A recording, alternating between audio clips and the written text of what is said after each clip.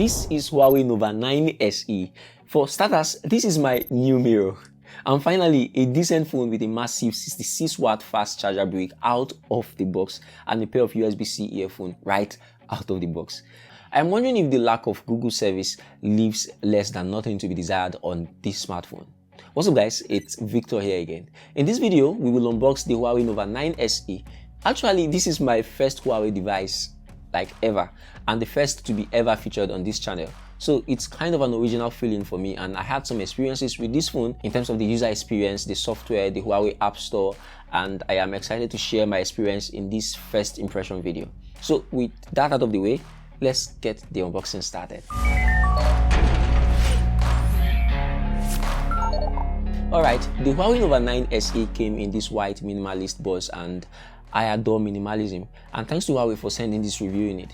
Opening the box, we have the Huawei Nova 9 SE staring, glaring, and shining like a diamond. Kilo D. I fell in love the moment I met this device face to face. This color here is called crystal blue. However, it comes in two other colors, midnight black and pearl white. Next is an envelope housing the protective TPU case, then a user manual, then the SIM ejection tool. We also get a charger brick right out of the box, a 66-watt brick. I just can't stop talking about this because it is not easy to come by a decent mid-range phone with a charger brick inside the box. Anyway, Huawei said this charger can get you up to 75% in 20 minutes. There's also the USB-C to USB-A cable with an orange color accent, and finally, my favorite inclusion is the USB Type-C earphone. So that's all there is within the Nova 9 SE's box. The phone is beautiful and sturdy, and my first impression holding it for the first time was a positive one. My only problem with the design is the mirror surface. I personally do not like gloss and shine on smartphones because they attract a lot of dirt, grime, face oil and smudge. I prefer matte and neutral. The phone is made of polycarbonate or plastic, and that means that it is sturdy and can withstand jobs. Talking about what it can withstand, I think it can also withstand light rain, sweat and dust because of the red rubber around the SIM tray.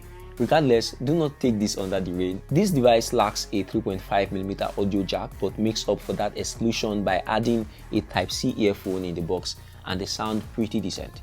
For the ports available on this device, let's go from top to bottom. On the top, we have the SIM tray, earpiece and a secondary microphone. The phone has the power button and volume rockers to the right. The left features an empty space, while the bottom has the speaker grill, USB-C port and microphone. The power button also doubles as the fingerprint sensor, and it works just fine. There is also a freeze unlock feature for extra security, but I miss having the option to unlock the device with a pattern.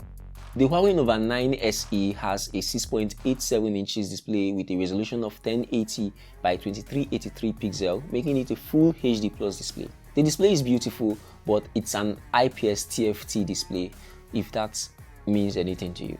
Huawei is really generous to also include a screen protector already pre-installed on the device. For my full in-depth review of this device, please subscribe and stay tuned for that video. There is a punch hole at the top center of the display, and the display has very slim bezels around it, except for the bottom one that is slightly bigger than the other edges. Overall, the build quality of the Huawei Nova 9 SE is sturdy and feels nice to own or have. Inside the phone is a 6nm Qualcomm Snapdragon 680 octa-core processor, Adreno 610 GPU, 8GB of RAM, and 128GB of UFS 2.1 storage. Huawei says that the Nova 9 SE uses a graphene heat dissipation system that helps in cooling the internals. Anyway, in my few days of using this device, I must say that heat management is incredible, or has been incredible. Something that a lot of people, including myself, might find as a problem is the lack of Google services here. That basically means that you are not getting the Google Play Store, Gmail, YouTube, and other Google apps right out of the box. Like I said earlier, this is my first Huawei device, so it was hard for me at first until I found a way to get all the Google apps I want, and they worked really well. Huawei management system and the app gallery has improved over the years. It now has a lot of app developers publishing their apps there.